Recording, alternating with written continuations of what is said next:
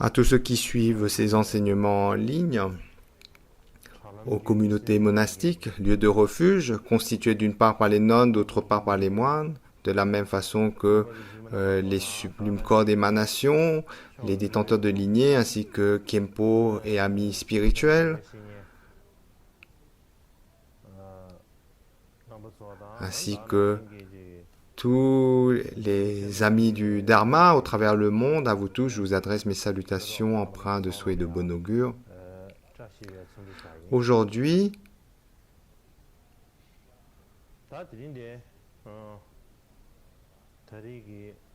c'est la 10e session des enseignements d'été et ça va être aussi la dernière. Alors au départ, lorsqu'on avait fait le programme, on avait envisagé 13 sessions pour ce cycle d'enseignement d'été. Mais pendant ce cycle d'enseignement, pendant quelques jours, je n'ai pas pu assurer des jours d'enseignement programmés. Et alors, dans un premier temps, je m'étais dit, peut-être qu'on va pouvoir rallonger ce cycle-là pour rajouter les enseignements qui ont manqué. Mais d'un côté,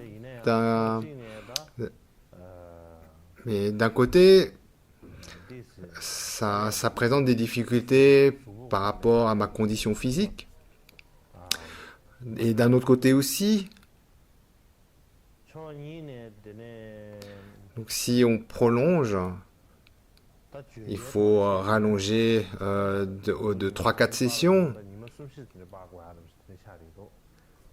Et comme j'ai d'autres responsabilités importantes, prolonger le programme de 3-4 sessions n'est pas évident par rapport à mes responsabilités à venir et par conséquent, la décision est prise que cette 10e session sera aussi donc la session qui va conclure ce cycle d'enseignement d'été pour cette année.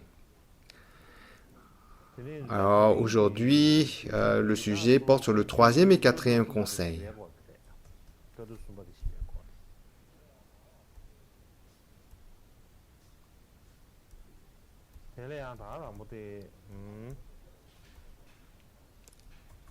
Alors concernant tout d'abord le 3e conseil, à ce sujet, on va aborder 3 points.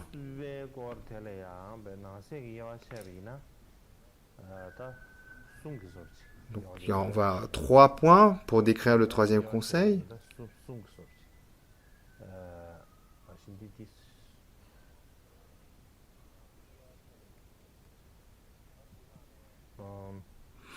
Donc parmi ces 3 points,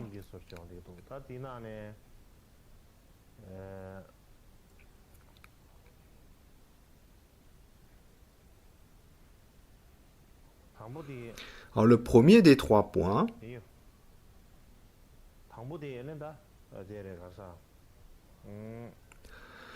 c'est le 3e conseil suivant Vatiputra, le 2e suivant Patalisputra, et le 3e, c'est comment est vu le 3e conseil, 3e point, comment est vu le 3e conseil suivant la tradition tibétaine.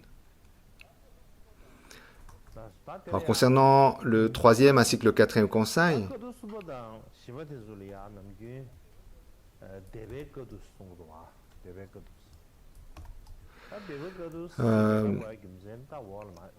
comme on avait évoqué, le premier et le 2e conseil, donc évoqué avant, apparaissent comme les deux plus importants. C'est grâce à ces deux premiers conseils que les 3 pitakas, c'est-à-dire les 3 corbeilles, ont été compilés. Le premier conseil a eu lieu à Rajagriha et le deuxième à Vaishali. Donc ces deux conseils sont les plus importants et on les a déjà traités. Dans l'histoire du bouddhisme indien, ces deux premiers conseils sont les plus importants.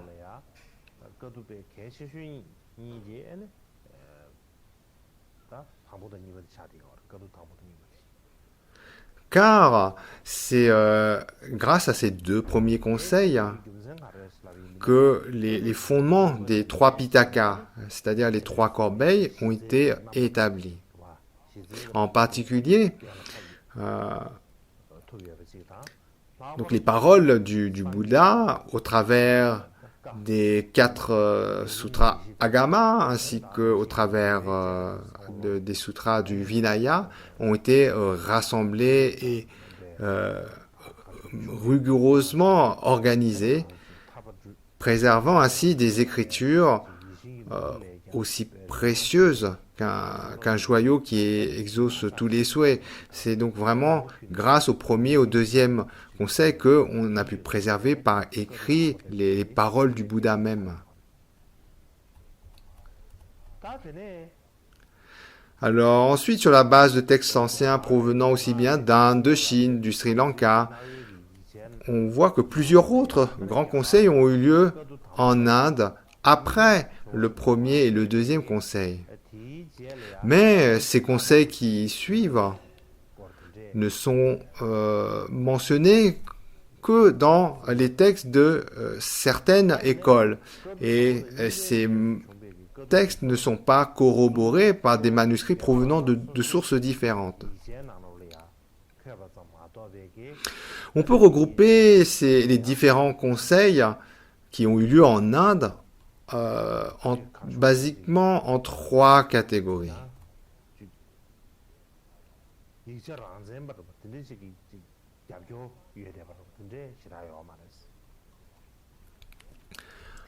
Donc, on peut les organiser de cette façon. Alors, premièrement, on va parler des grands conseils. Il s'agit des conseils qui sont capables de rassembler les enseignements du Bouddha ainsi que l'ensemble de la Sangha. Donc, là, bien sûr, comme on vient de le dire, on évoque ces deux premiers conseils, les conseils pour le conseil qui a lieu, le premier conseil qui a lieu à Rajagira et le deuxième conseil qui a lieu à Vaisali. Donc, ces deux premiers conseils constituent ce qu'on appelle le premier groupe des conseils, le groupe des grands conseils. Donc on parle de grands conseils parce que d'une part, ces conseils ont rassemblé l'ensemble, la totalité de la communauté monastique du Bouddha. Et également, le fruit de ces grands conseils ont été la compilation des trois corbeilles, les trois Pitaka, qui par la suite ont été reconnus par tous les groupes bouddhistes. Ce qui en fait que ces deux premiers conseils sont considérés comme dans la catégorie des grands conseils.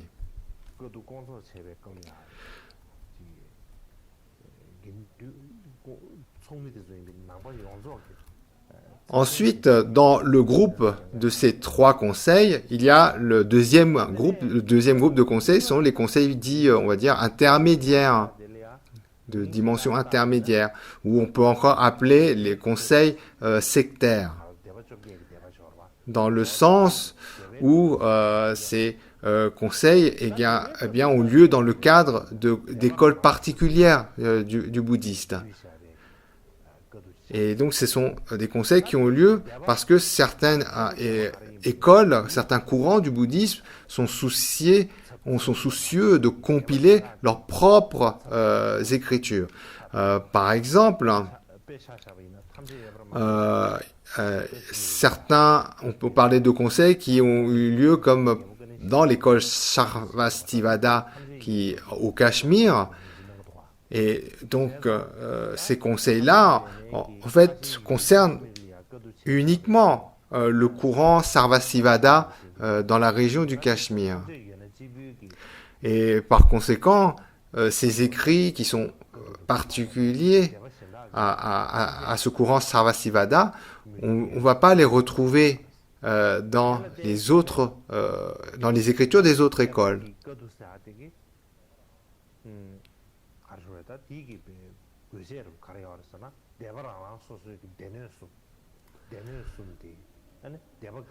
Par exemple, on a parlé lors des premiers conseils les sutras, les 4 agamas ainsi que le Vinaya, mais concernant les 4 agamas, les écritures des 4 agamas telles qu'elles ont été préservées par la suite en langue chinoise, eh bien, elles viennent de sources de ces écoles particulières.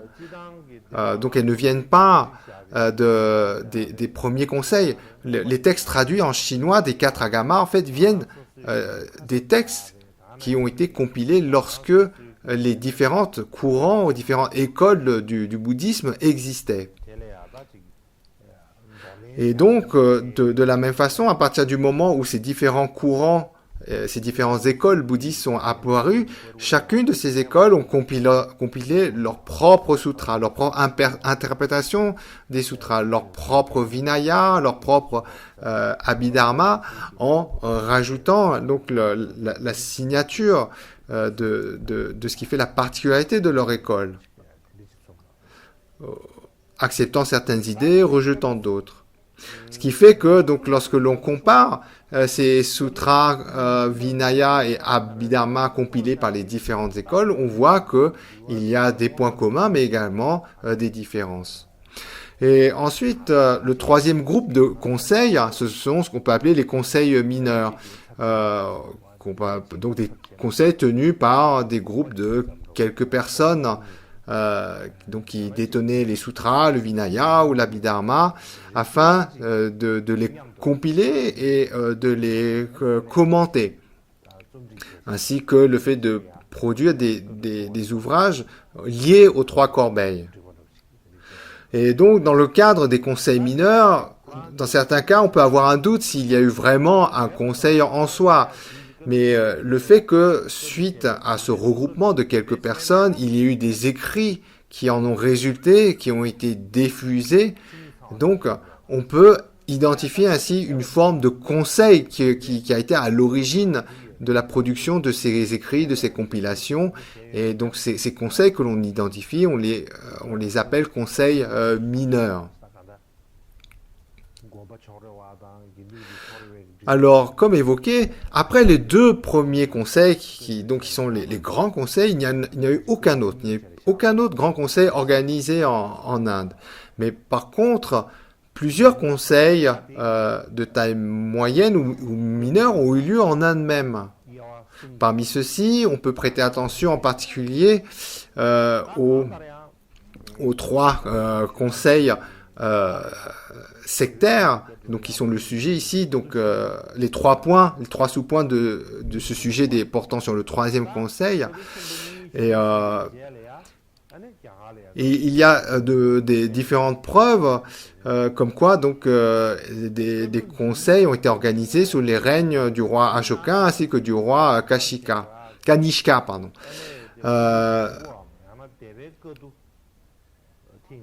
De sorte que même si on peut avoir des difficultés à décrire ce 3e conseil, il y a des preuves.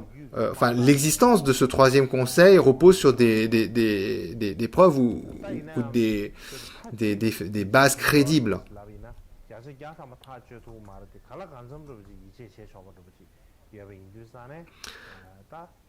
Et donc, ayant ainsi présenté le sujet,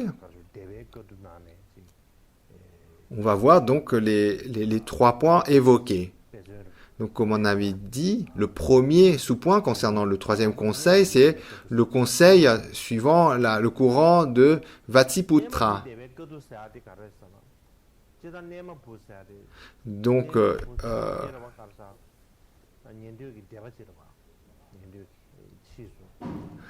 d'après, il y a l'œuvre qui a été traduite en tibétain par le maître Bhavya ou Bhavavika. L'œuvre s'intitule « Distinguer et expliquer les différentes écoles ».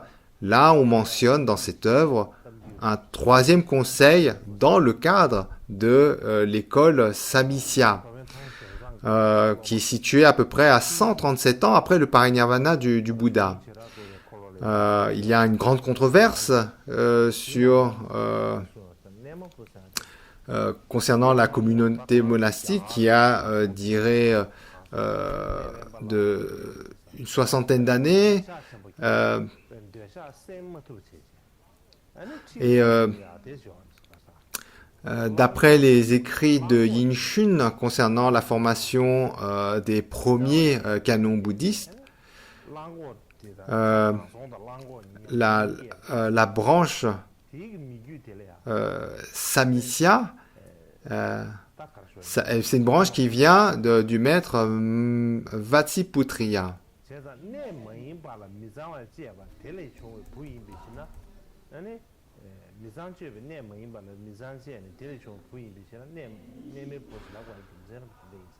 Donc,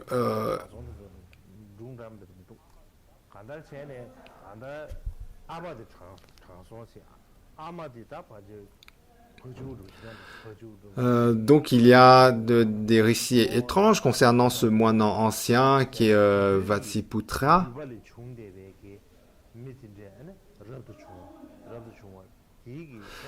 Mais quoi qu'il en soit, donc ce qui est dit, c'est que cet ancien Vatsiputra a rassemblé des moines et a ainsi résolu des désaccords au travers de ce troisième conseil.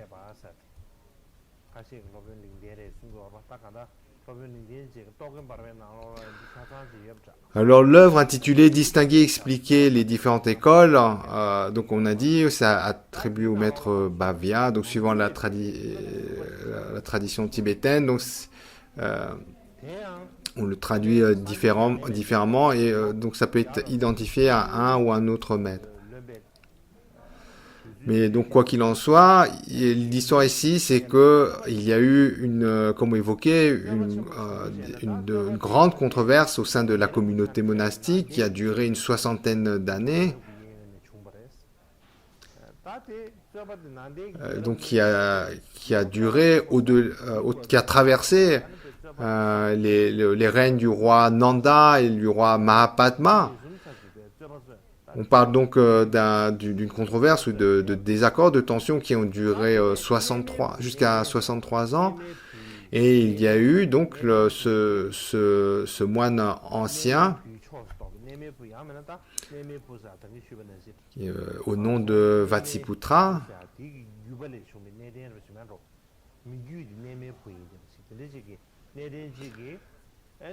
et qui a réussi à rassembler des moines pour former un conseil et ainsi résoudre toutes ces tensions. Et donc, concernant l'œuvre chinoise de Yin Shu, formation des premiers canons bouddhistes, donc l'œuvre est située à l'époque du Kuomintang. Donc, ce qui est mentionné, c'est que la branche Samkhya, l'école Samkhya, est une branche de ce maître ancien Vassiputra.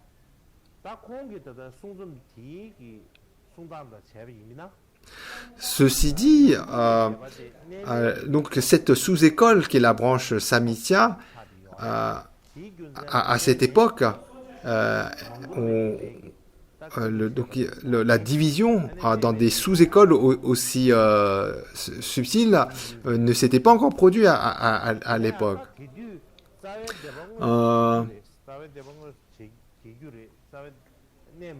Donc, il y a une certaine réserve par rapport à cela.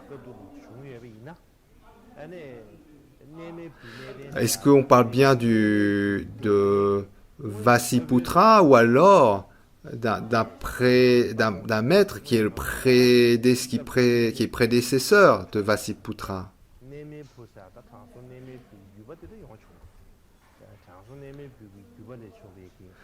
Dans la mesure où donc la branche de l'école Samkhya est attribuée au maître Vassiputra et que donc cette branche elle est apparue après.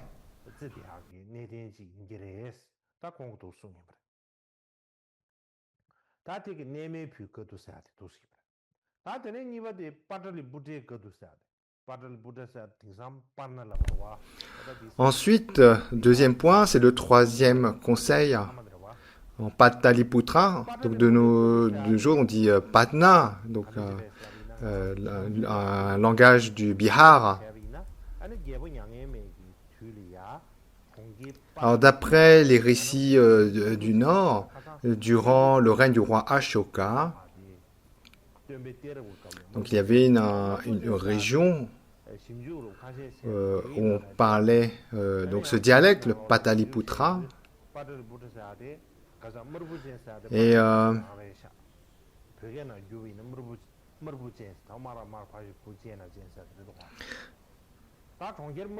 alors donc si dans les textes tibétains, on utilise un autre terme pour dire Pataliputra, mais bon, on a, donc on sait faire la liaison entre le terme tibétain et Pataliputra.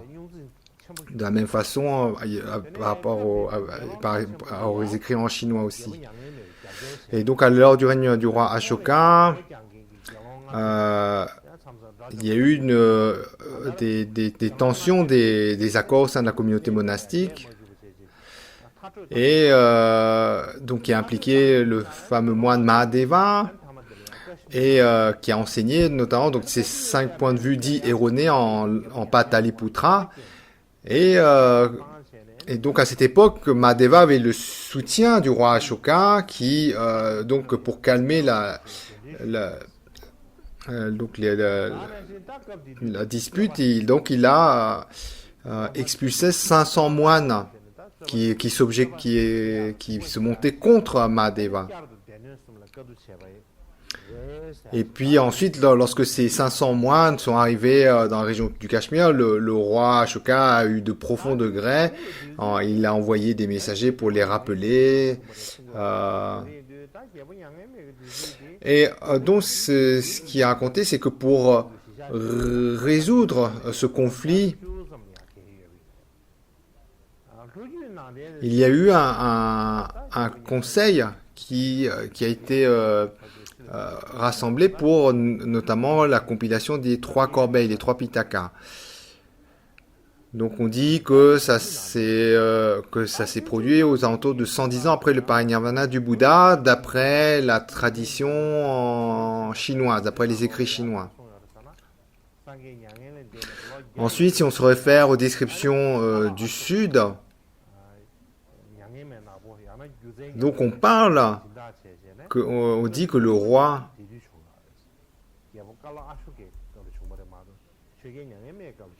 quoi qu'il en soit, on dit que le deuxième conseil a lieu 228 ans après le parinirvana du Bouddha.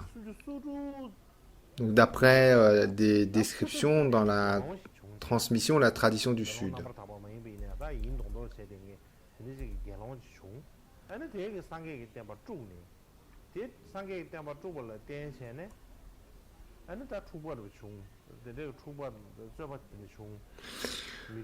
Ensuite, on dit aussi que à cette époque, donc d'après les textes que sont Dipavamsa et Mahavamsa, on dit, d'après ces textes, 100 ans après le parinirvana, a eu lieu le conseil sous le soutien du roi Kalashoka, et que quelques 236 ans après le parinirvana, il y a eu un moine qui frauduleux, ça veut dire moine frauduleux dans le sens où on ne sait pas très bien par rapport à ses actes si c'est un moine authentique ou pas, qui a perturbé les enseignements, si bien que par la suite, sous le soutien du roi Ashoka, cette fois-ci, 1000 moines se sont rassemblés, dirigés par Moggaliputtatissa, pour tenir le 3e conseil à Pataliputra.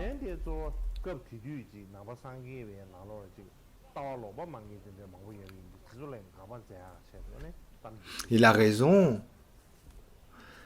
de ce 3e conseil, c'était notamment pour calmer ou résoudre les différents points de vue qu'il y avait à cette époque. Donc on dit que, d'après les écrits du Sud, que ce conseil a duré 9 mois et que durant ce conseil, le fameux Moggaliputtatissa a écrit le Katavatu. qui permettait ainsi de réfuter les différentes vues qui faisaient débat. Mais cependant, le Katavatu, c'est une œuvre qui contient la réfutation de vues de sous-écoles qui sont apparues après. Par conséquent, certaines personnes disent que cette œuvre, le Katavatu, il n'a pas dû être écrit pendant l'époque du roi Asoka, mais quelques centaines d'années après. Par exemple, aux alentours du 2e siècle. Si on se réfère cependant à l'œuvre intitulée La roue qui distingue les différents écrits, donc il est dit que 100 ans après le parinirvana,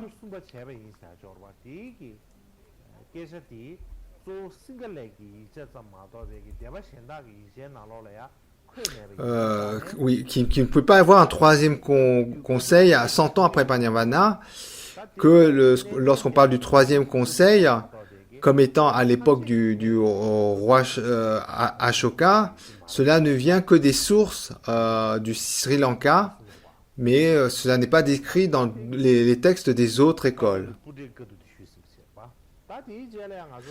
Par conséquent, peut-être qu'il y a eu un troisième conseil qui a apparu, mais que c'était un conseil qui était propre aux écoles Sthaviravada.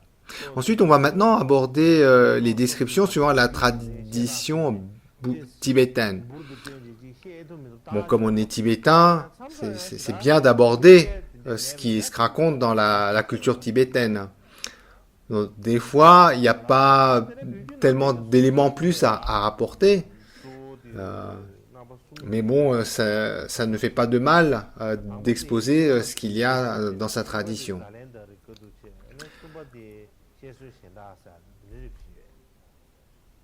Donc là également, pour la description de la tradition tibétaine, il y a 3 points.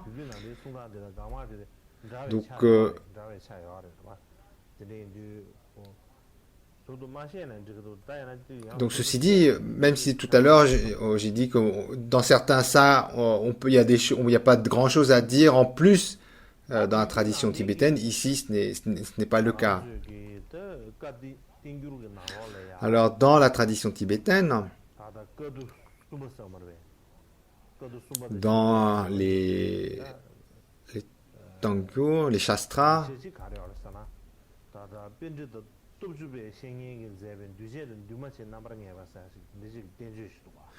donc l'œuvre du Pandita Dashabala Shrimitra intitulée, donc il a une œuvre sur le fait de déterminer ce qui est composé et non composé.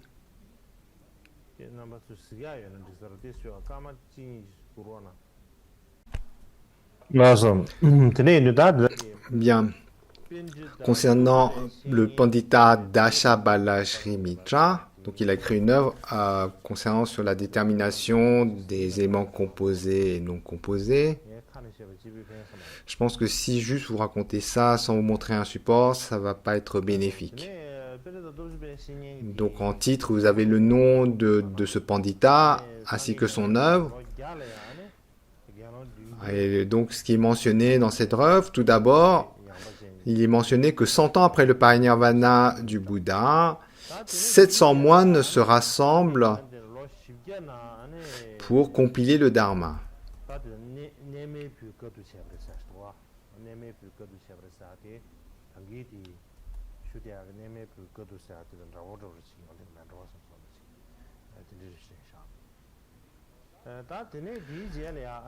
Ensuite, deuxième point, donc plus de 400 ans après, on dit que le Tathagata, donc après 400 ans après le parinirvana du Bouddha, la Sangha des ascètes se sépare de la Sangha et l'ancien Vatsiputra fonde sa propre école. À partir de ce moment-là, l'école fut appelée suivant le nom de son maître. Ensuite, 700 ans après le parinirvana du Bouddha, on parle de l'ancien moine Bahushuta qui a compilé les écritures du Samatya. Et de là va venir donc le courant ou l'école Samatya.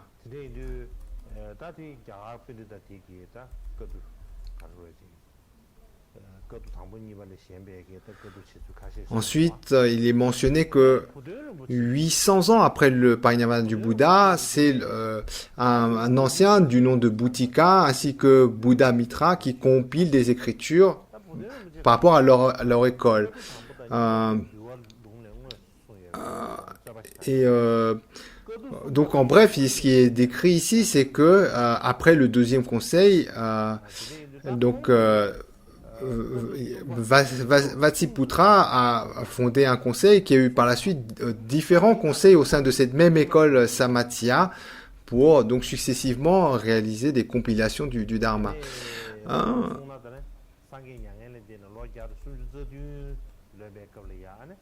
Ensuite, concernant le conseil de Vatsiputra, le maître tibétain Bhuton Rinpoche, il note que les deux premiers conseils sont mentionnés dans les écrits du Vinaya, mais pas le troisième.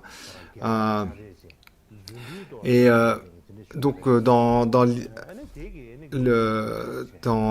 son œuvre L'histoire du Dharma, il est mentionné que le troisième conseil ne figure pas dans les Écritures, d'où de nombreuses divergences. Certains racontent que 137 ans après le parinirvana du Bouddha, sous les rois Nanda et Mahapadma, alors que Mahakasyapa et d'autres maîtres demeuraient dans une cité, un démon nommé Bhadra est apparu sous la forme d'un moine et par différents miracles a produit la dispersion des membres, la division des membres de la Sangha, a perturbé les enseignements, etc.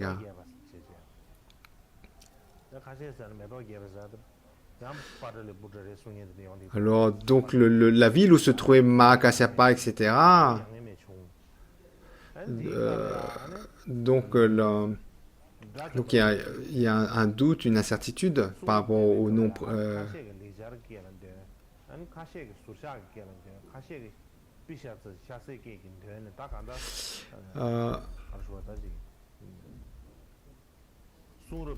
Mais quoi qu'il en soit, donc à l'époque des anciens Nagasena et Majol, les écoles se divisent et 63 ans plus tard, le moine ancien Vatsiputra compile les enseignements. Donc certains disent que le conseil de Vatsiputra a eu lieu à 137 ans après le parinirvana. Alors ensuite, on va parler du conseil de Jalandhara. Alors, donc certains disent, donc on parle d'un Janda, ça doit être aux environs de Dharamsala.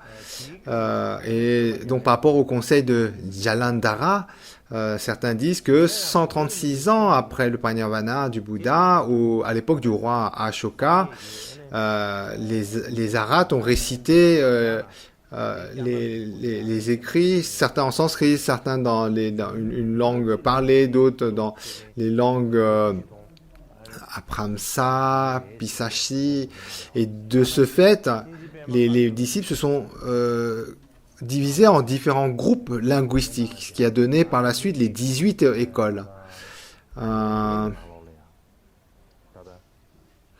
Et donc, si bien qu'on raconte qu'au sein du monastère Jalandhara, il y a eu donc aussi bien des arhats que des moines érudits qui ont été rassemblés pour ce conseil qui est situé 300 ans après le parinirvana.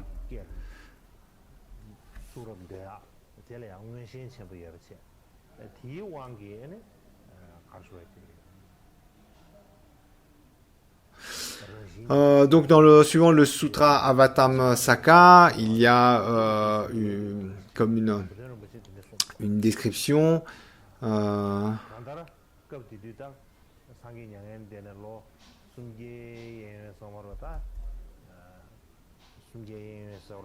qui est donc qui relate cet épisode parlant que à l'époque du roi Ashoka. Donc,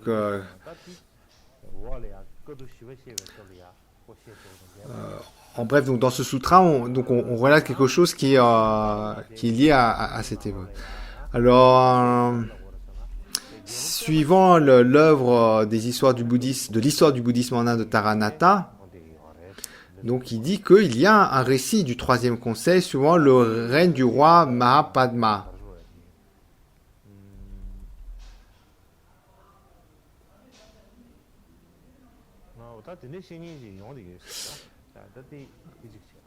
Ensuite,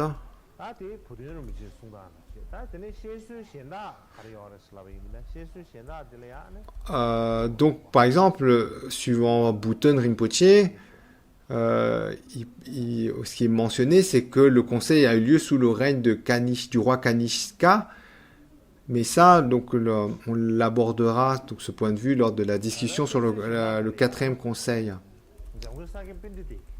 Donc, pour aborder un autre point de vue, voyons celui du maître Satyapandita, donc, dans une œuvre intitulée L'examen des trois vœux.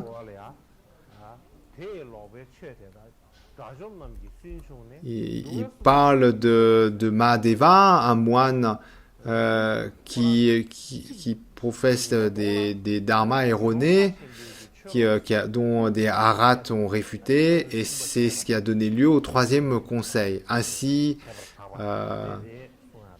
ai-je entendu. Donc ça, c'est dans l'extrait qui dit ça.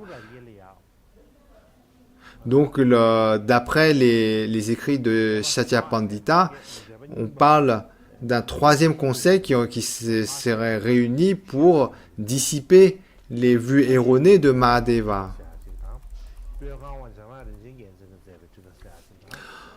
Ensuite, il y a aussi les commentaires par Latsun Samyepa, Pokrampa, donc de différents grands maîtres.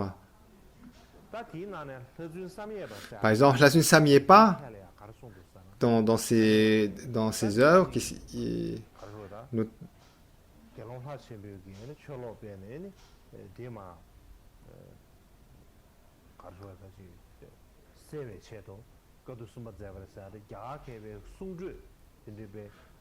donc il a une œuvre portant sur des récits à l'époque de l'Inde.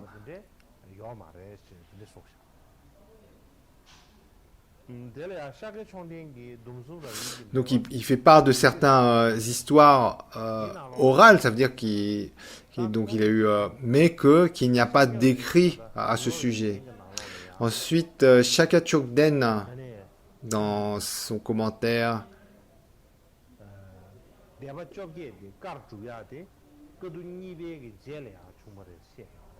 il dit que c'est après le deuxième conseil que vient la division des écoles, et d'après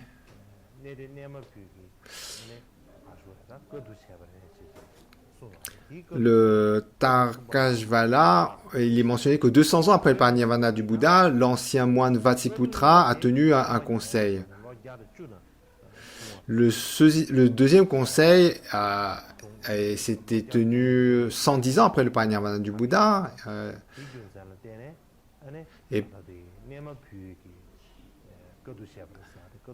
Et lorsqu'il s'agissait du troisième conseil, c'était le conseil pour dissiper les dharmas erronés de Mahadeva.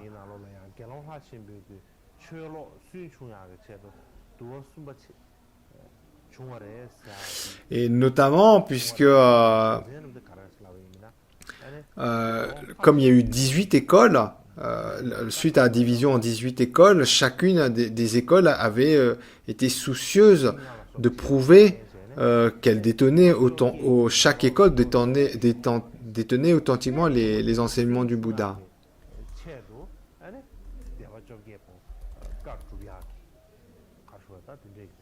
Et donc il y a eu ce souci les 18 écoles de se rassembler pour clarifier toutes les vues erronées qui étaient liées à Mahadeva.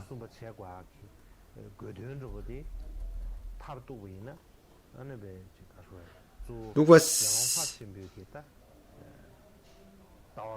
Donc, suivant ces 10... donc ici, on parle principalement donc, du fait de dissiper les vues erronées ou les dharmas erronés de Mahadeva comme étant la raison principale du troisième conseil. Donc notamment lorsqu'il y a eu ces 18 écoles, ils avaient vraiment le souci, chaque école, de montrer qu'ils détenaient de façon authentique les enseignements du Bouddha. Et donc c'était vraiment pour clarifier tout cela que c'était tenu le troisième conseil.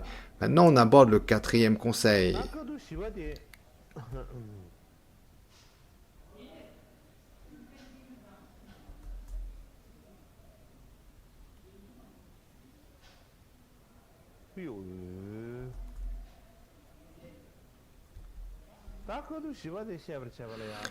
Pour aborder ce sujet du quatrième conseil, il y a 5 points. Le premier porte sur le contexte, les circonstances.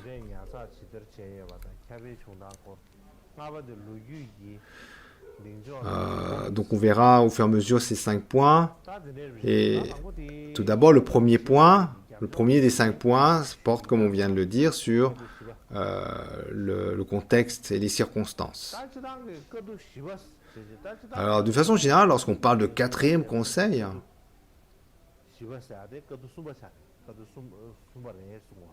alors pour les Tibétains, il s'agit du troisième en fait. Lorsqu'on parle du quatrième, il s'agit du quatrième. Mais d'après Xuanzang, le quatrième conseil a eu lieu à peu près 400 ans après le parinirvana du Bouddha. Donc il y a des récits, d'autres descriptions qui parlent de 500 ans ou 600 ans après. Mais donc 400 ans après, ou aux alentours du 5e siècle, semblait l'idée la plus acceptée. Quoi qu'il en soit, pourquoi il y a eu ce quatrième conseil? Quels sont le contexte, les circonstances, le contexte? Donc certains disent que ce quatrième conseil a eu lieu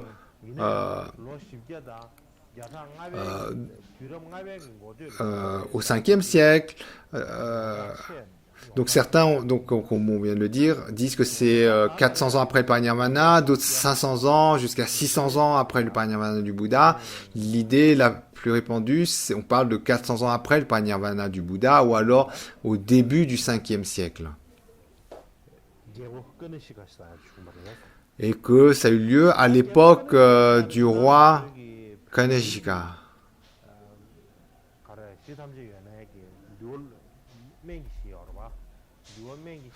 Alors, dans un chapitre de médecine dans le Vinaya, donc aussi bien dans le texte traduit en chinois que le texte, la traduction en chinoise, on parle d'une cité militaire, Kushinaga.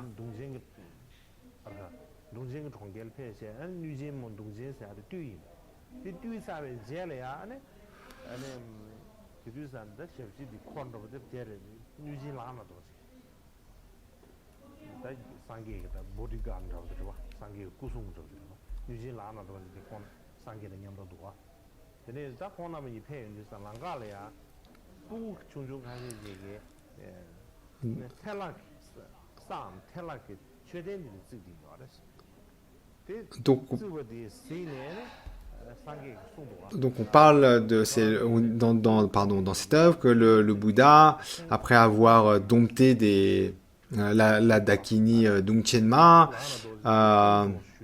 il a vu des enfants construire des stupas à partir de poussière. Il a fait cette prophétie. Vajrapani, vois-tu ces enfants qui construisent des stupas de sable? Et donc Vajrapani répond oui. Et Bouddha dit, Vajrapani, 400 ans après mon parinirvana, le roi de Kushana nommé Kanishka viendra, il construira un stupa dans cette région et il sera connu comme étant le stupa de Kanishka. Et après que je sois parti en parinirvana, donc ce roi accomplira les activités d'un Bouddha. Donc il y a eu cette prophétie portant sur l'époque de 400 ans après son parinirvana.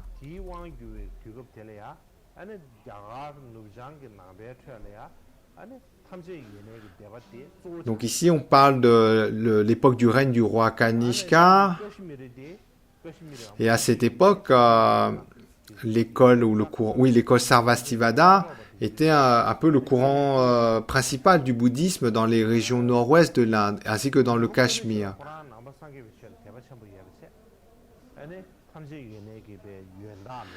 Et le roi Kanishka était bouddhiste et notamment un bienfaiteur particulièrement important de l'école Sarvastivada, école qui était donc dans le courant de l'Est.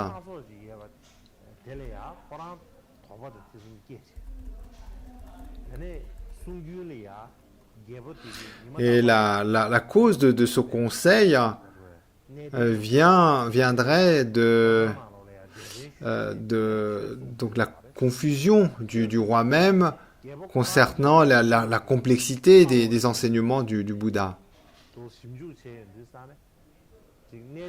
Donc il a raconté que le roi quotidiennement invitait un moine de haut rang dans le royaume, dans son palais, pour exposer les enseignements, pour lire les écritures.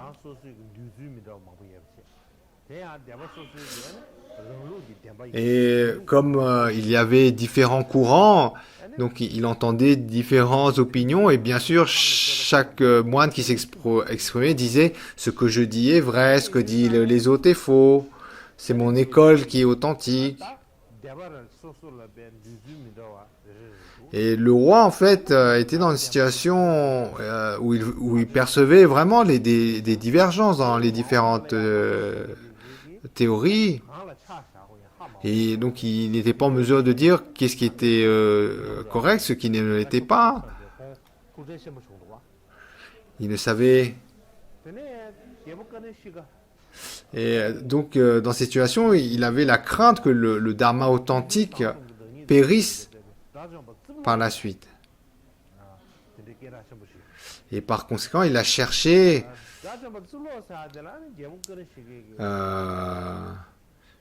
les conseils du vénérable ancien Parsva, en parlant donc de son souci d'unifier les différentes courants, doctrines bouddhiques. Et alors,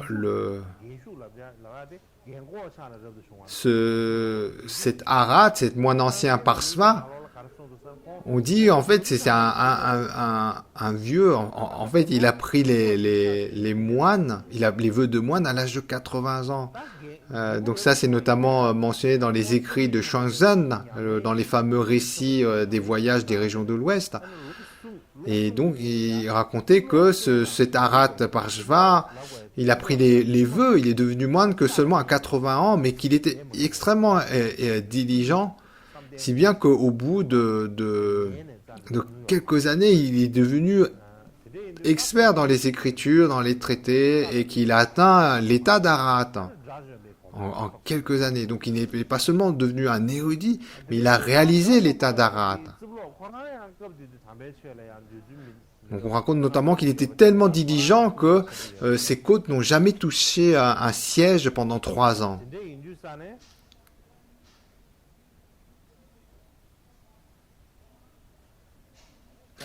Et donc ce moine, cet Arat, l'ancien ou le moine âgé Parsva, lui également était très soucieux du fait qu'il y avait tant de divergences dans l'explication des enseignements du Bouddha.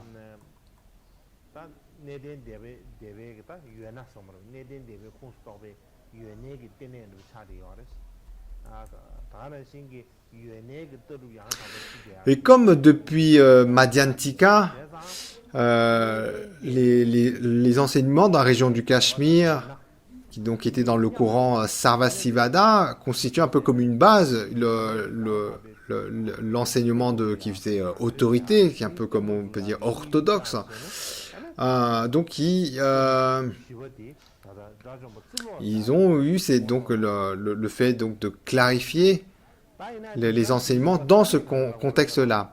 Cependant, certains experts modernes disent que le roi Kanishka était du grand véhicule, qui était Mahayana, et que donc les différents courants du véhicule fondamental ont ressenti la nécessité de se rassembler afin de pouvoir avoir une compilation ou être en accord de sorte à pouvoir rivaliser avec le courant du grand véhicule.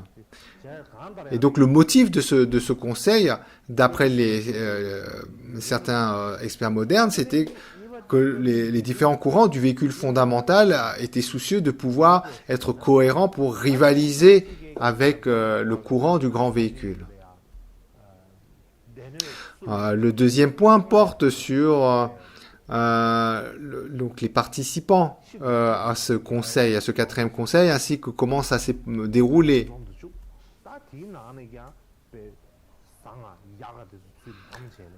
Alors, donc, avec le soutien du roi Kanishka, on dit que il y a eu aussi des moines se sont rassemblés,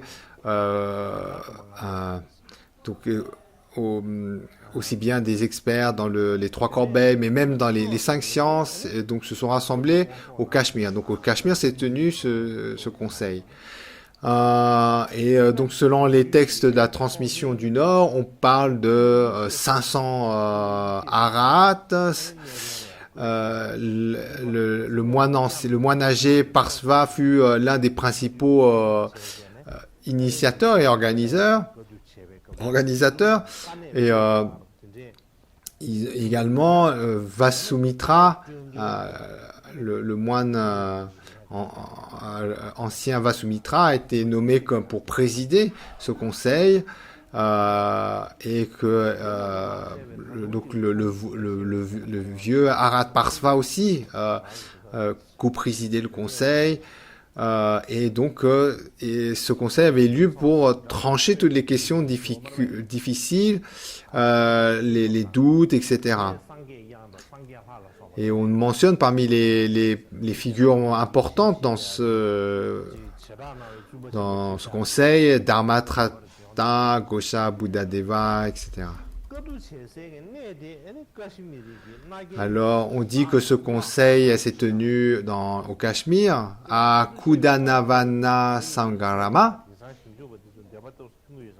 Alors, donc ceci dit, de nos jours, les experts ne sont pas d'accord sur la localisation précise de ce conseil.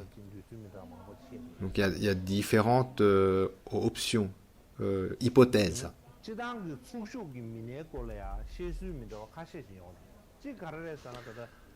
Et également, concernant les participants, il y a différentes descriptions. Si on se réfère à la biographie de Vasubandhu, on parle du moine Katyayanaputra, ainsi que la présence de 500 arhats et 500 bodhisattvas. Et donc, dans ces conditions, au sein du courant Sarvastivada, s'est tenu ce quatrième conseil.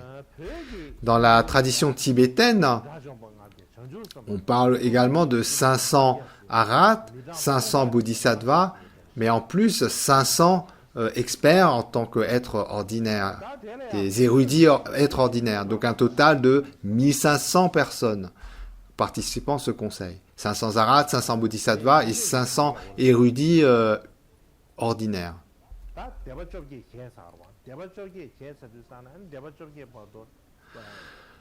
Donc on dit à cette époque que comme évoqué, il y a déjà les 18 écoles et que, notamment pour dissiper les doutes qui pouvaient arriver liés au fait qu'il y a 18 écoles différentes, donc 18 courants du bouddhisme différents.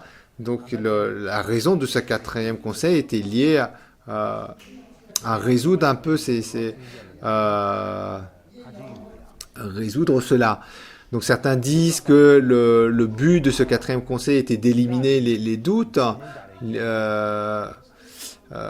suivant les doutes qui faisaient que ces 18 écoles n'étaient pas des écoles ou des héritiers authentiques des paroles du Bouddha. Ainsi,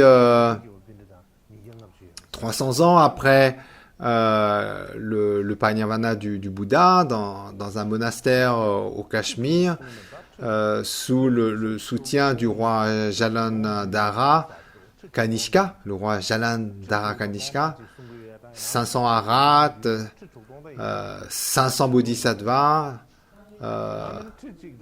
et puis un grand nombre de pandita ordinaires se sont réunis et puis est forcé à prouver ainsi que toutes les 18 écoles du bouddhisme de cette époque, ces 18 courants, détenaient tous les paroles du Bouddha, que tout était authentique.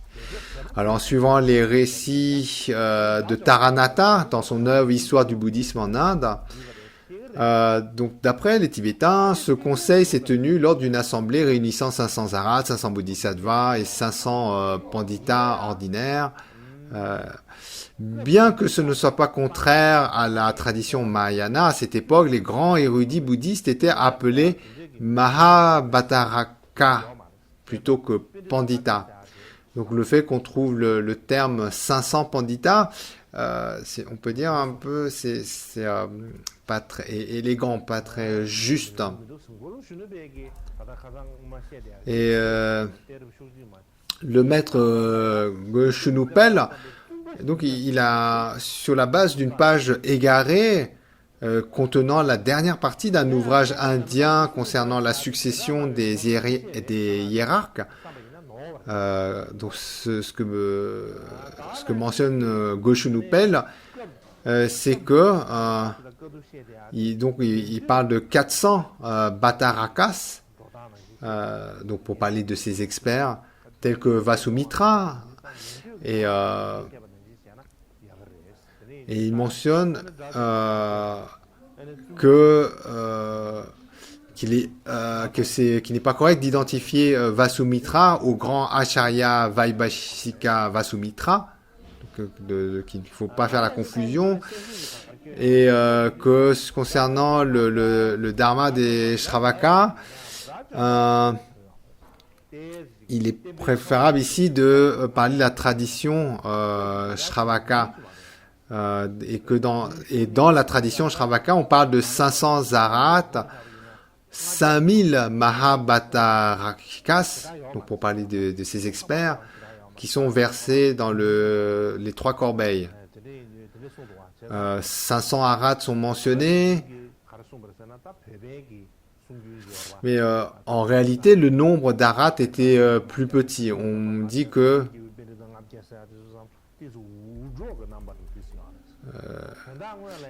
donc on dit que c'est une façon un peu embellie de dire 500 arhats, 500 bodhisattvas, 500, etc.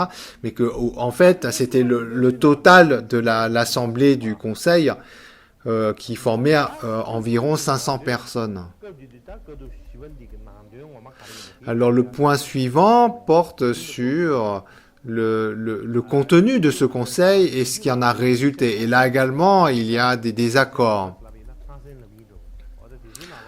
Par exemple, dans les récits de la tradition du Nord, comme les grands récits des régions de l'Ouest, de la dynastie Tang, donc ici, on parle que ce conseil a permis la compilation de commentaires, donc les commentaires, c'est les sastras, faisant autorité par rapport aux 3 corbeilles.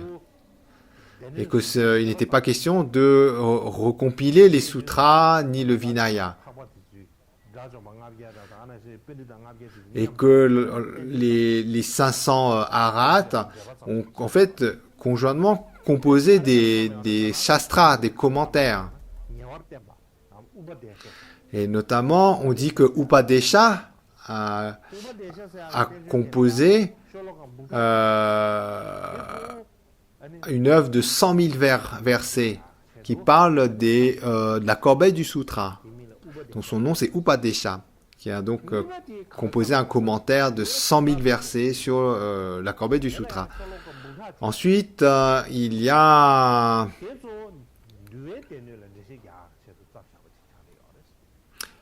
la composition de la corbeille du Vinaya, qui est également une œuvre. Le traité s'appelle Vinaya Vibhasa, qui contient 100 000 versets. Et également, il y a un commentaire de 100 000 versets sur l'Abhidharma, la corbeille de l'Abhidharma. Donc, ce qui donne au total, lorsqu'on rassemble ces trois commentaires, 300 000 versets.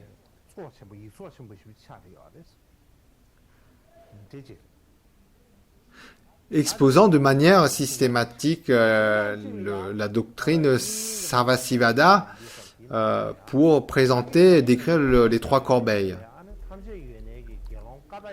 Alors, dans les documents, dans la biographie de Vasubandhu, l'accent est mis sur la compilation de l'Abhidharma, suivant l'école Sarvastivada, ainsi que la composition du commentaire exhaustif, transcrit par le Bodhisattva Ashvaghosha.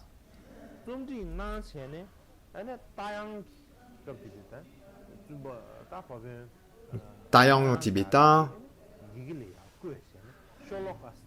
Donc on parle d'un commentaire qui fait plus d'1 million de versets. Donc ça, c'est ce qui est mentionné dans les documents, dans la biographie de Vasubandhu. Et on parle de Ashvaghosha. Donc Ashvaghosha, c'est un nom d'un maître très connu par rapport aux enseignements de la voie du milieu.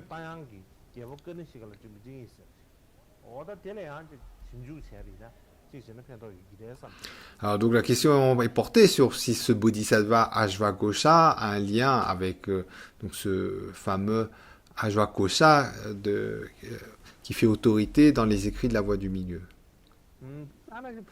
Dans la description de la transmission tibétaine, on dit que ce conseil a recompilé les trois corbeilles,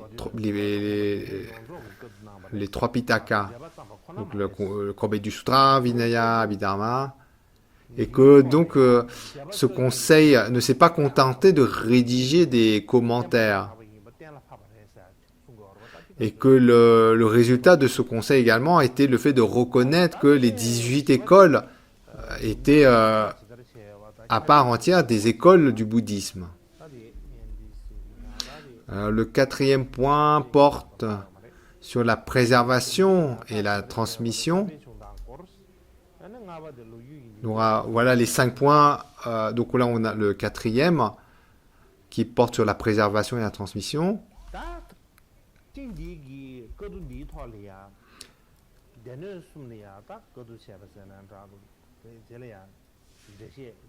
Donc l'on parle de la compilation des trois corbeilles ou alors la compilation des commentaires sur ces trois corbeilles.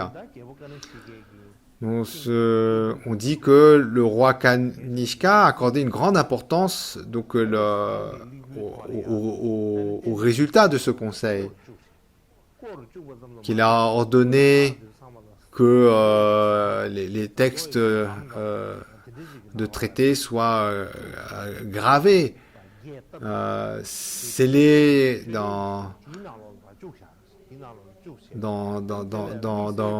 des récipients, conservés dans un stupa sous la surveillance de garde, de sorte que les disciples pouvaient entrer dans le stupa pour lire mais qu'il était vraiment strictement interdit d'emporter ces documents hors de ces soupapes pour éviter toute perte ou altération.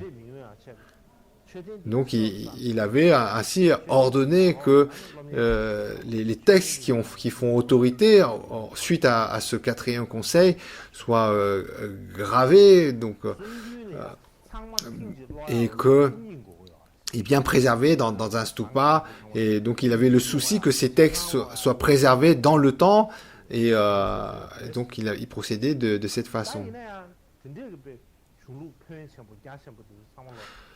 Mais on dit aussi que tout ce qui est le résultat, toutes les œuvres qui ont été composées suite au conseil ont été tellement abondants que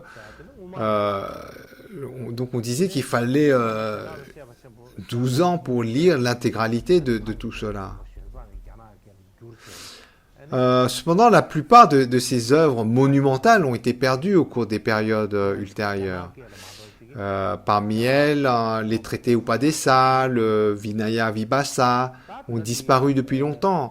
Seul l'Abhidharma, Mahabhisa, en 200 volumes, a été traduit en chinois par Xuanzang et qui a été transmis ensuite de manière relativement complète jusqu'à nos jours, devenant l'ouvrage complet de référence pour l'étude de la pensée philosophique du courant Sarvastivada.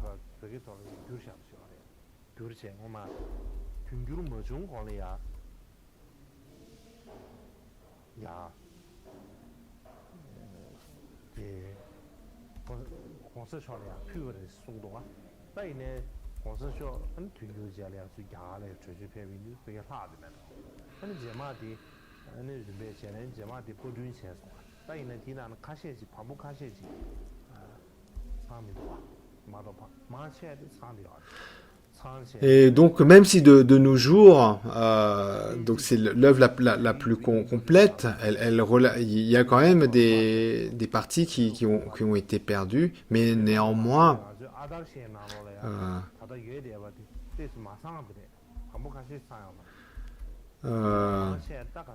donc notamment, vous savez, dans l'application Adarsha,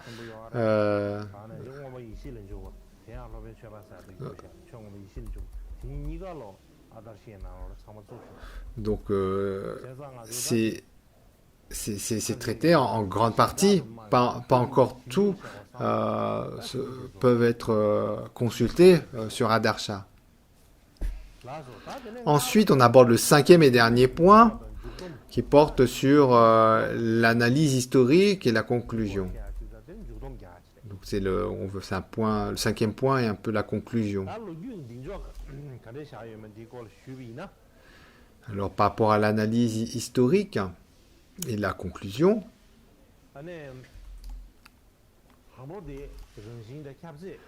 d'abord on va parler de la nature et de la portée. Les opinions scientifiques modernes à ce sujet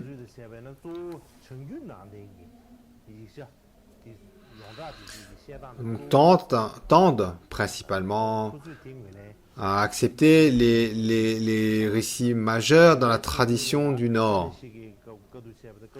Donc à savoir que ce quatrième conseil était essentiellement un conseil lié à l'école Sarvastivada, dont l'objectif principal était de créer des commentaires faisant autorité afin d'unifier et de normaliser, de standardiser la doctrine de l'école Sarvastivada.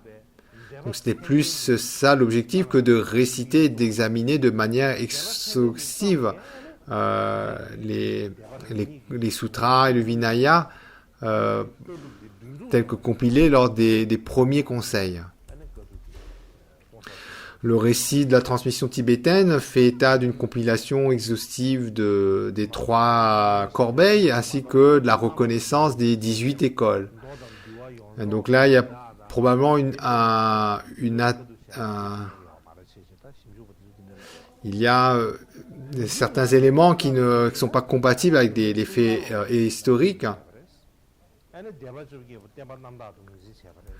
Notamment par rapport aux faits historiques, par rapport à la dévotion du roi Kanishka, euh, par rapport au courant Sarvastivada et au Cachemire, et que le centre était Sarvastivada.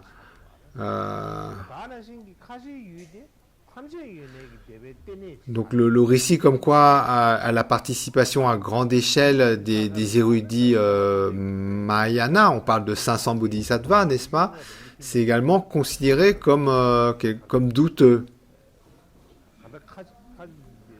Car bien que le bouddhisme du grand véhicule existait à l'époque, la probabilité que ces groupes d'érudits participent à une telle échelle à un conseil, principalement sous le courant Sarvastivada, paraît peu probable. La probabilité est faible.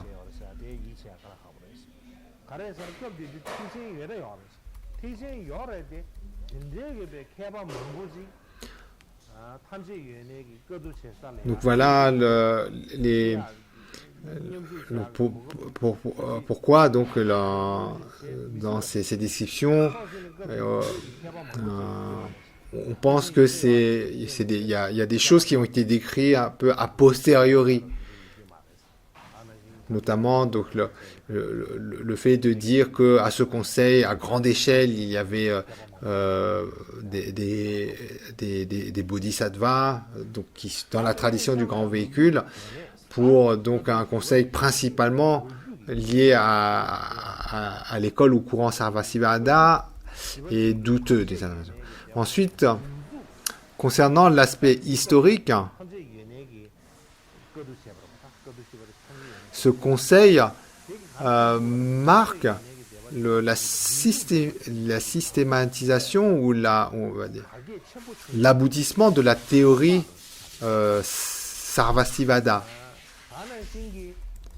qui va donner le texte fondamental connu comme étant le grand exposé.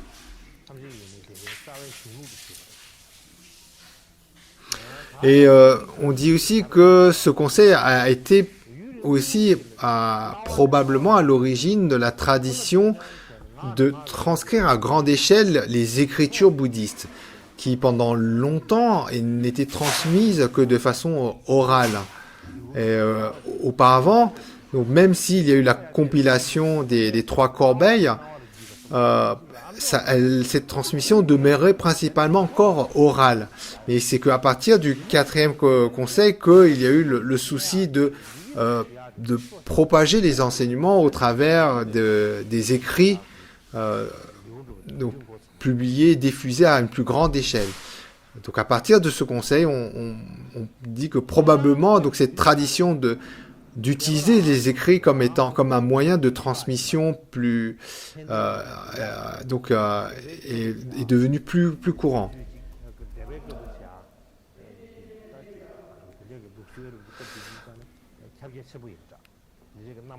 Et puis aussi on parle de ce 4e conseil comme étant donc un conseil qui a lieu à l'époque du bouddhisme sectaire, où les grandes écoles, les grands courants organisaient chacun des conseils propres à leur courant, à leur lignée, pour préserver la pureté ou l'autorité de leur propre courant, leur propre doctrine. Et les formes actuelles qu'on connaît des trois corbeilles du bouddhisme indien, en fait, elles viennent principalement de la compilation et de la transmission de chacune de ces écoles. Donc les trois corbeilles qu'on connaît actuellement, on les connaît au travers des compilations des différentes écoles. Et il paraît difficile de nos jours de pouvoir accéder à la compilation de ces trois corbeilles telle qu'elle a été au moment des 2 premiers conseils.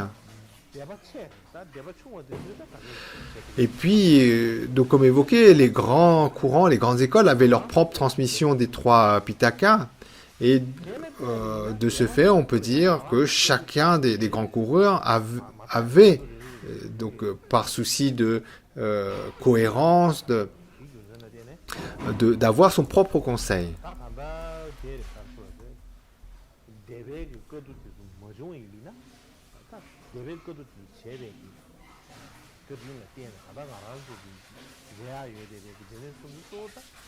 Mais donc, ce qu'on dit aussi, donc malgré le fait que chaque école avait sa propre interprétation des trois corbeilles du bouddhisme, donc c'est vraiment donc lié aux tendances du quatrième conseil à avoir à préserver les choses par écrit de façon à grande échelle, que de nos jours on peut encore accéder aux trois corbeilles. Car les écrits que l'on a des trois corbeilles, on ne les a pas de la période du premier et du deuxième conseil. On a accès aux informations sur les trois corbeilles au travers des différentes compilations, commentaires qui en ont été faits des différentes écoles. Donc c'est pas les écrits des différents courants bouddhistes, des différentes écoles bouddhistes, qu'on a accès, qu'on retrouve la compilation des trois corbeilles.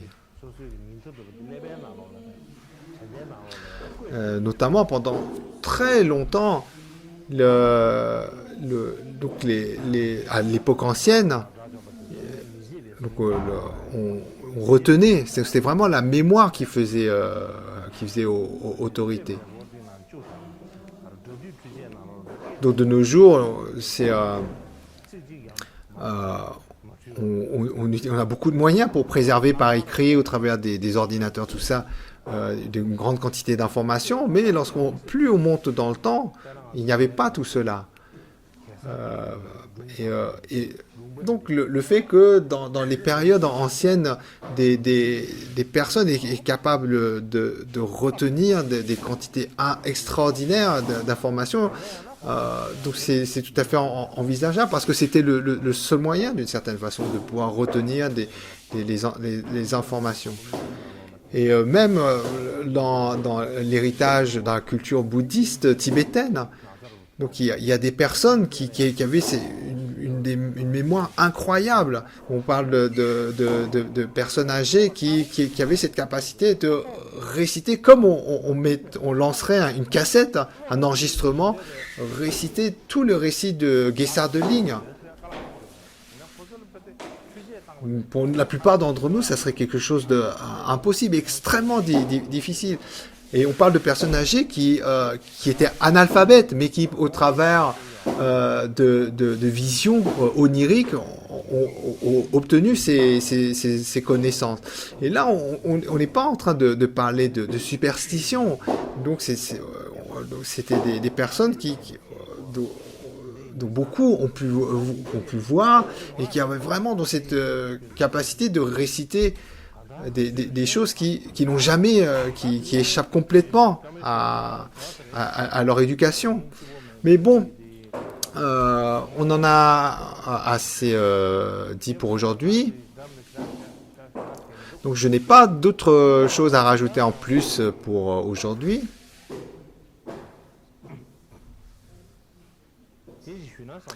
Il y a peut-être une chose que je pourrais dire. Vers mi-octobre, il y a l'anniversaire de Mikyo Dorje, du Karmapa Mikyo Dorje. Donc il y a cette tradition de fêter son anniversaire dans les régions tibétaines, mi-octobre. Donc l'anniversaire du Parinirvana du 8e Karmapa Mikyo Dorje. Donc peut-être que à cette occasion, on pourrait organiser ensemble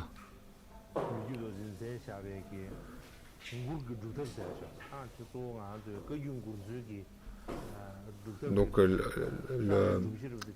par rapport, il y a un texte qu'on pourrait utiliser, qu'on pourrait réciter. Il y a certains chants.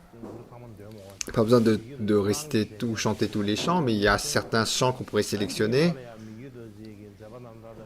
Ainsi que on pourrait évoquer un peu la vie de 8e Karmapa Mikyo Dorje. Donc gardez ça en tête, notez dans votre agenda. Voilà. En dehors de cela, je n'ai pas d'autre chose à rajouter. Alors pour conclure, il y a traditionnellement donc des prières, etc. Donc, des conclusions traditionnelles.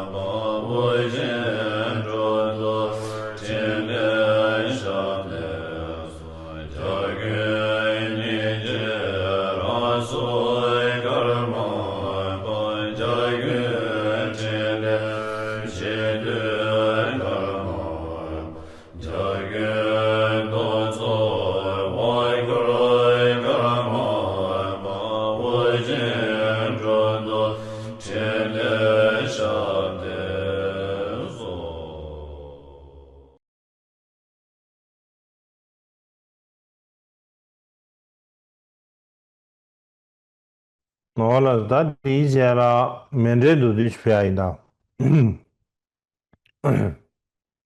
我上次我当学习小宝当解说也让归解说，给我就是那个解说吧，当解那让主解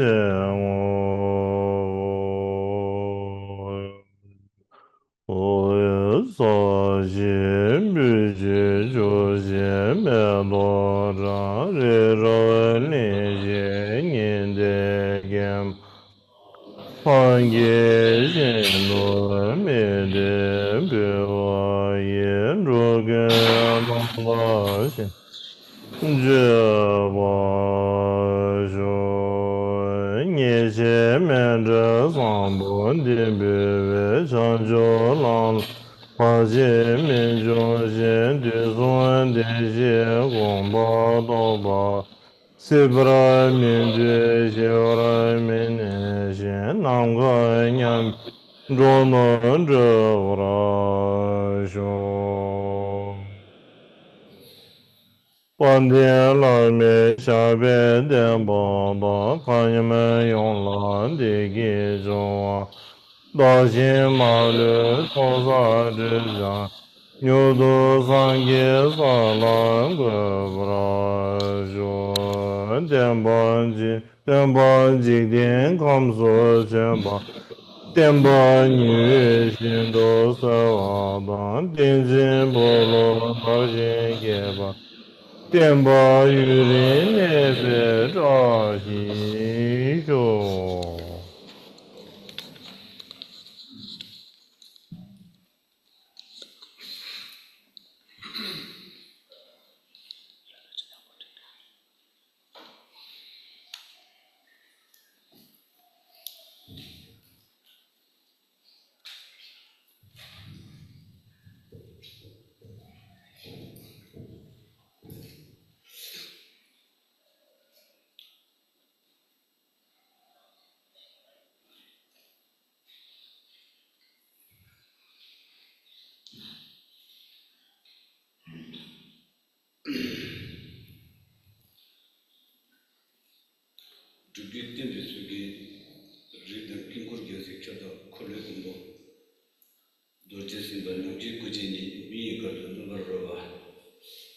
대기에 세는 개요 그런 거 우리는 주제 그죠 원이 되지. 그래서 뭐 저기 시합이 병을 고해서 그때 그저 무슨 안에 뭐 여체지 뭐 탱시버들이 레버급에 직업들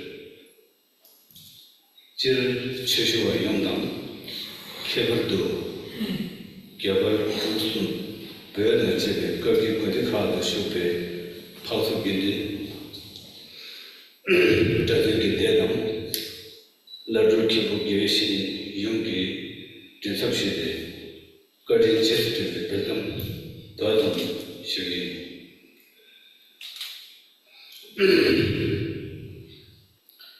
대양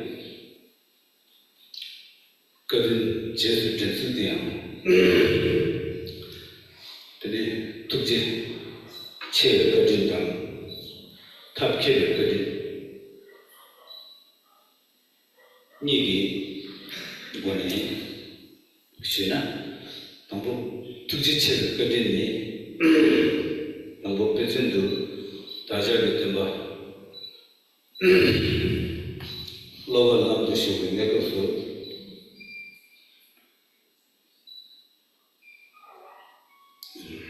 근데 통화를 듣게 됐을 나서 얘네양 이제 변명을 또이 버터지나 양재 계속 교화시니까 근데 콜레기에 교고 쓰기는 그게 되는데 이제 내가서 근데 상계 진행도 지금 그 내가 양재 계속 되게 얼마 전에 교고 쓰기는 새 통과제가 현지도 자주셔도 통화를 듣기 그래. 나 대가서 결국적인 무지 새 통과제에 두 개를 내가서 상계의 진행을 아니 둘째씩 말아 수준 기본에 등에서 줄내 근데 지금 강도 몸으로서 상계에 아니 지금 다음에 특기를 얼마 나오니 되니 다들 제대 처럼게 되거든 되니 결국적이 뭐지 새 통과제에 되니 자주스게 시도 들고 왔으니 되니 이게 또 왜 내가 봐 정지 계속 주기는 거예요 되니 제대 처럼게 생겨난 명망받은 레는 저분들이 신들을 내가 편해요. 들이 겹도 괜찮아. 홍진대 좋아해 봐. 생네 인지 서비스 bar. 거의 야라는 신들 너무 들어간 것이 다른 권에 들이 신들 들어가 자주스러운 동기경 들어가 생네 들왜 나를 님만도 제대로게 되잖아. 도시 또 다게 시세대 특게 세바이다. 공기 특게 비슷한 능지시들. 엘리 술라 초지 상계들이 매도 탐지기 나는 뼈막걸어도 엘리 막베기도 되냐. 막주세요. 내가 빼서 봐이나. 들이 말한서 다가 님만도 남네 상계기 땀 때문에 나게 타말 아니 이제 저자는 이 뭘 때나 아니 상계 시작해 두고요 뭐기 저자는 아니 상계 타기 시작해 두고는 이송대 다들 버도 되게 때문에 계신 봐 럽도 봐 겨울도 왜 라소가 김색이 결국 시행나나요 아니 정말 중요해. 계속 관계량 둘만이 두절 먹일 아니 마게 통해 버도 방마를 내배 아니 전에 그거 나라 축제 여러 제일 통해 삼시도 세번 여러 송한테 지구에는 되게 상로 당시에는 거리 제대로 되지. 제도 대양 상계 중대에 라 때도 경험 집에 나라 도와드다 감전이 खेले में मुंह नंगे थे खेले तो ये तो अल्लाह जोले जिन्हें तुझे दाम से इन्हें सेंजे न निमों को करोड़ जोड़े खेला निंजे करोड़ जोड़े यस मौजे से बने से तेरे संगे जुम्जे दे तेरे निंजे खेपर चेंज वाला मौजे की युद्ध दिलवाई ना लेबर सामना इन्हें ताजा नंगे कोई तो दिलवा मुझे तो चेंज संगे चांसू टूटो ठंड वाला बिगम तुझे मगर भी तुझे हमर ने बदली सिद्ध तो कभी तुझे नंगा सेवे से सुनने इन्हें सिबन या समाधि तेरे संगी बिकेरे कड़ी चिंपरे दो संगी तीन तेरे संगी चुने देला संगी चुने दे तुझे वांगी समझे न्यूमों ले उठले न्यूमों की चिंगे समझे नंगा 유명을 줘야돼도 투지 동에 인제 계제디 근데 다자는 그 국민 주부를 봐 되네 교육부 소라 잘나 대대가 하고요 이 계제 투제다 투제와 계제 이 서버지도 개발도야 되네 다자 인내 투제디 유명한 양리로 아주 되게 민감한 맛을 때문에 뭔가 뒤나게 타마가 저거를 뒤에는 때문에 유명하게 봐 유명 양리 수준의 이 수제 라레다 유명한다 유명시더라 디도만 아니 여기 있어는 좀 어떤 하나씩 몽시더라고 뭐 뒤시도 들어가와 뒤 뒤면 녀모라고 얘네들도 뭐 얘네 손을 쳐 라서 이미 계시 시군에 시도 들어가게 내수들게 랑들 저는 들어가와 있네 되게 tukje shubadam 여러분 제스 뭐지 파벌도 야네 그리스 버려 섬겨 대한에서 공식 예배 나온다더니 로베 아니야 대회 제대로 되게 좀 내가 제대로 몇개 좀 해도 제대로 되게 있으면 몇개 좀 믿어도 걔가 너무 다서 너무 단데 감사해요 제 상이 준비 되게 아니 녀몽기 시험을 심진 들어가서 듣고 이 녀몽기 계획을 심진 계획을 말했었네 녀몽의 심진이 내려시네 이제 심진을 합쳐서 지금 배디나시 다자는 거 이제 겹분이 주르기에 이신도장 근데 랑데 닝메 양이서 하베도 자시 아니 닝메 계시 시기 아니 들어가오게 그들아 야 또 심반배 버거네 아니 또 sab자가디 델레데 키버기 베네 그리스브레 섬기요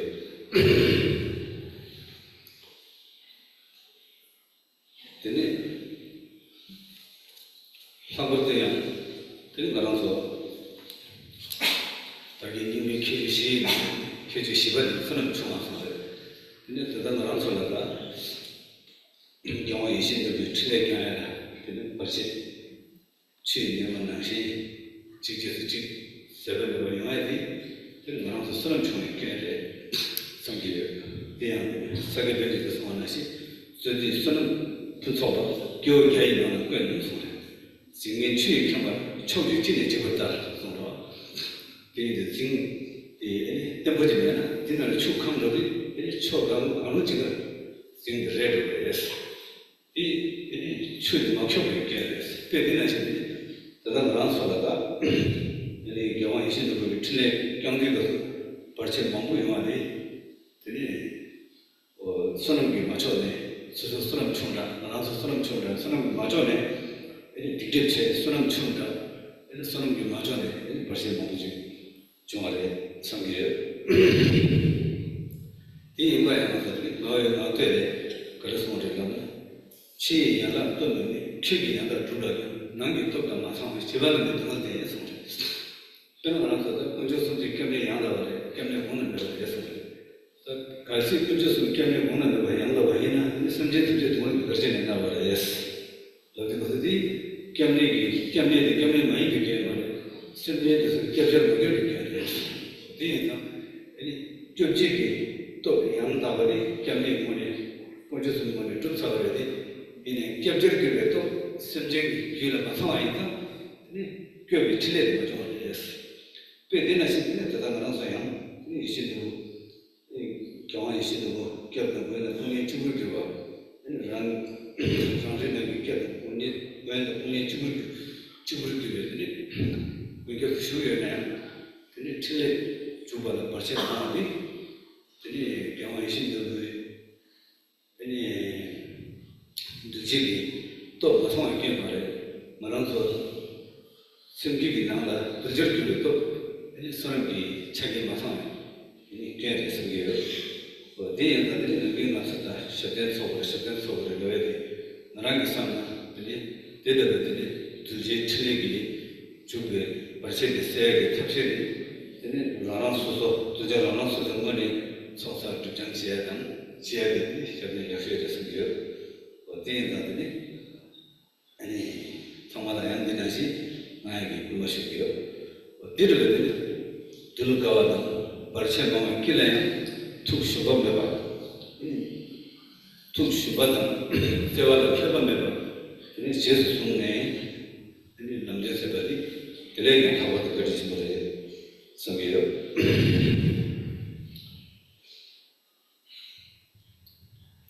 이 tuk지체 그지 대대 tuk지체 좀더 맛에 합체를 거니 이 남자세 나와지 되네요. 그렇지 그래. 선배요.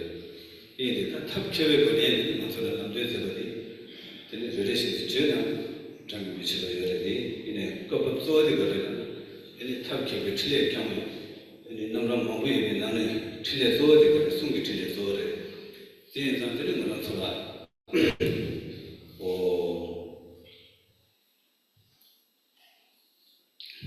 뭐라는 숨체당 되네. 시대 좋아하는가 체리 좋아해 시대 좋아하는가 저를 보네 이 군체당 이 주만은가 저를 보네 지체 이 말이 무슨 남당 나시버려 이 케버도 따라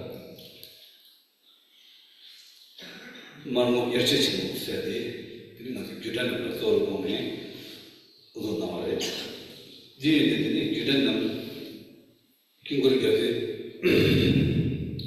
gide gyate di kesola nemena gi yawe namne keso telagi nemne gi zodi kerim dam ani zodi teje tene yana thala na tana niere dire gede ribani ginam dis samagi kepcheda tidna to yongsu dawa namda gyusum zoru chede 규대 공대의 제가 얘네 숭에게 공시 삼아 권해들이 많은 결실이 무슨 말에 다 데려가더니 숭에 대한 숭들이 아니니 농감의 숭치 뜻은 나라 숭술단은 얘네 규대기 시발에서야 한다 솔진정도 마성할 그거에 들자 겁나던 들기 탑케바 배나다 등상기 글자리 니마기 등장하시는 누구시보다 담지 순투기 하정 빼고 공부했다 근데 디설라 공네 당부 규대념내라 주에 그 여름도 지야다 되게 규대 남르버니 념내기 등보디 누구래 되게 누구디 시대들도 틈만 많이 가지고 그래 뒤에다니 뒤에 겹쳐라 너무 좋아. 소야랑. 근데 나 규대기 염려를 드세요. 되기다. 고차를 담지 상한 담지 쳐와서 하시. 근데 니들 담지 송야의 송답이 아닌데 마시나 정신이 요말에 第一个第一个片呢，这个说从那个公司总会有个，第二个呢，下边的我们主要个呢，比较呢，距离经过一年呢，日本那个，咱们日本那个那边呢，主要内容都写了个呢，咱们那个公司总会有个，各个都这个탑 기업이 칠레 기업을 차지 섬기요. 또 대대들이 시바에서야 너무도 칠세 쿵좀 보이거나 미식도 보라. 얘네들이 칠쿵 좀 버텨야 돼. 나도 여기 기업 시험이 기업 개척 잡아래. 그래서 나는 상계기 칠세 주고 강력도 시원하지. 이 상계시 거리에 이 그 서울이 때문에 상계를 듣고 그래. 어디에는 뒤를 근데 나다 이제 걔는 여기 시야 되겠지 그래. 뒤에는 나와서 담비치 중선다나 당도 상계 기술 아니 자주보다 전주순간으로 서 까도 하고는 게 도와제 아니 벤지 대시 두터는 공 넣어서 어디를 여기 좀 기름을 붙이고 때네 다들 나게 하면 바로 이런 소리 저승 고가지 교지 저승 무슨 지역에 고가지 교지 중앙에 어디는 뒤로기 아니 시르군이 최고 두바이 거다 희식기업에 개체고에 공상 그런 거 여기 통해 무슨 나와래 여기 무슨에 시로 나와야 돼 그래야 화장이다 답답해 아니 제발 제도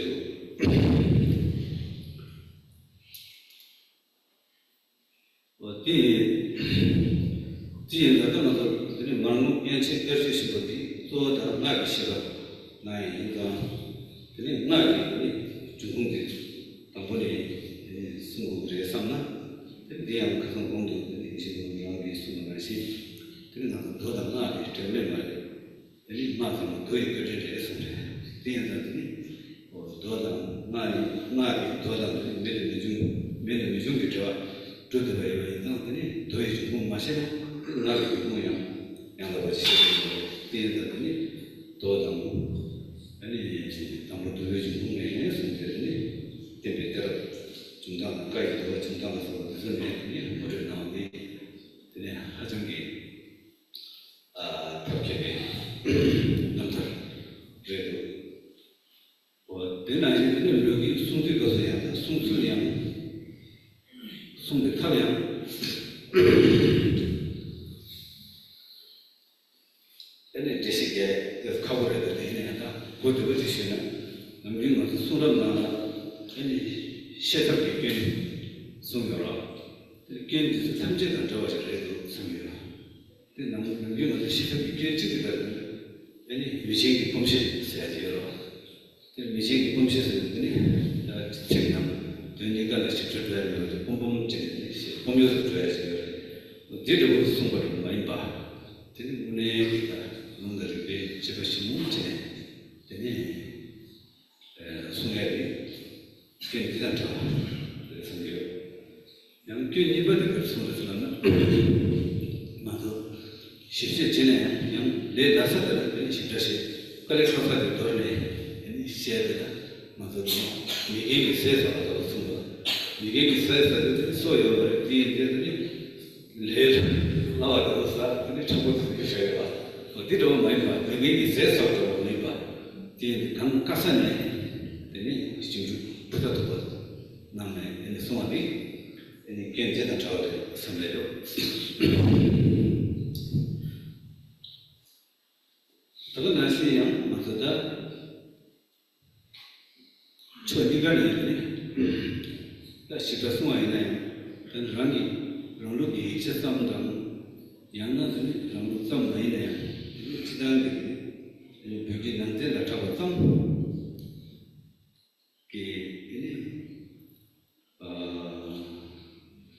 잡았던 경제도 전에 타죠.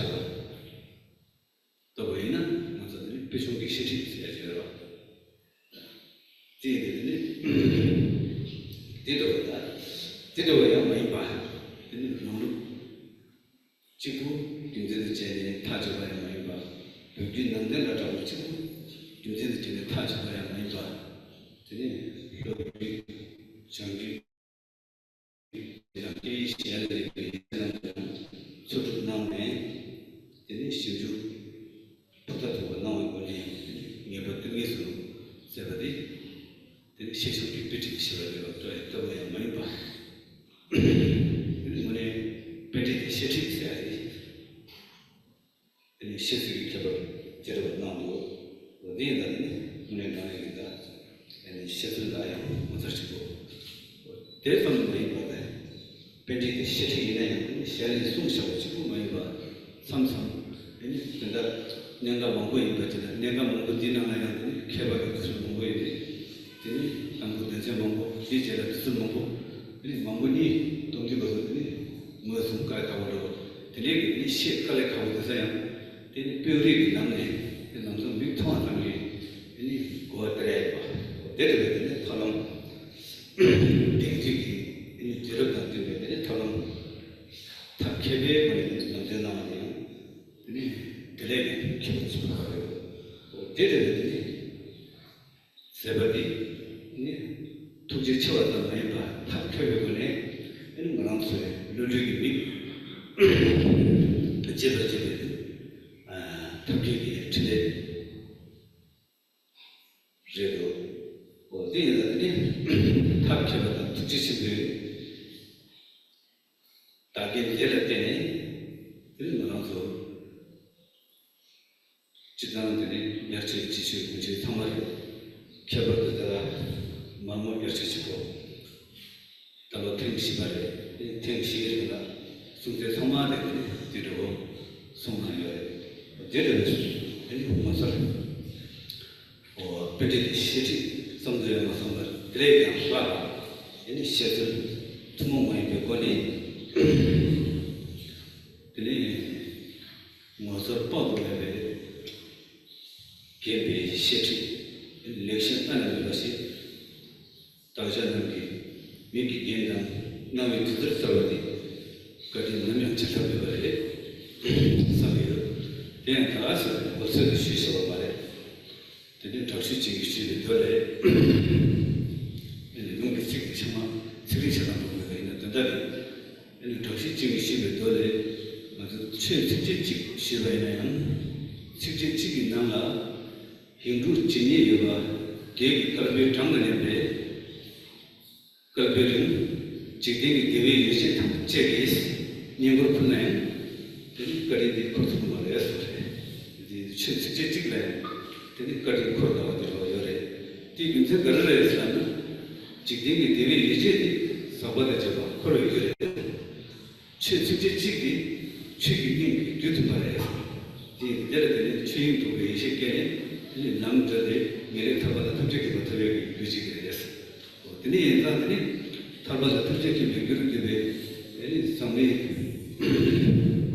근데 예시비 교디 사범의 예시비 교디 교디 더 배틀레니 근데 그걸 교디 배틀레니 대비긴 대속이 근데 진행 속도 말이었어. 어떻게 해서 드네가 드네 tuk지 시와던 탑 기백군이 이런데 들까봐 벌써 몸에 생겨난다 제수 중에 끝인데 되게 제가 매버렸어요.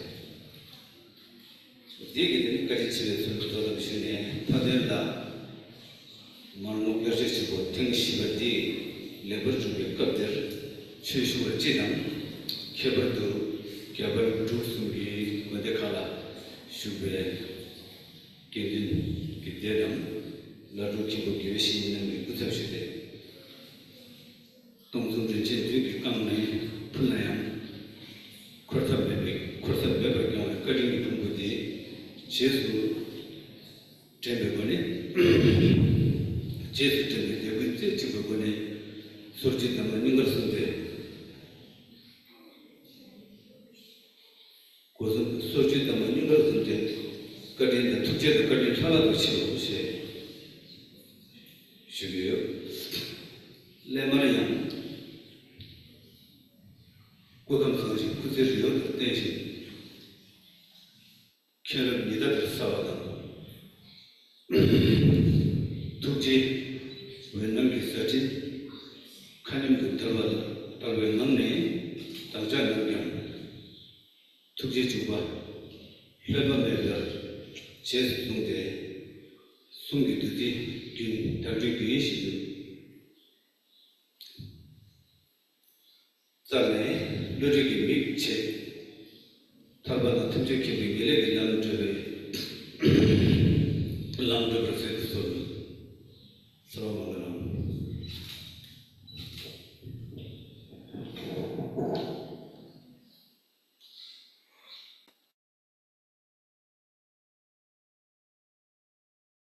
我那说大白天出门没事的，那说大家是上便宜，多钱呢？看不多钱了，看不上班了多钱？